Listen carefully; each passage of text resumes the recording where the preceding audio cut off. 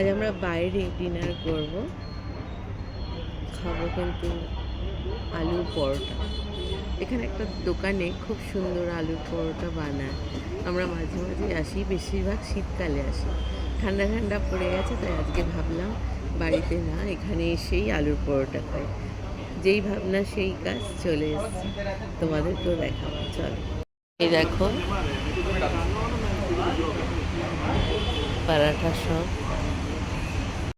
বেশ ভালো।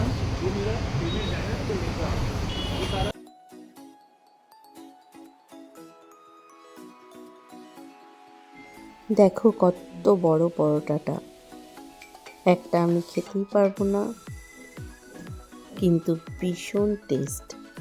আর এর সাথে ছিল 1 কাপ গরম গরম চা।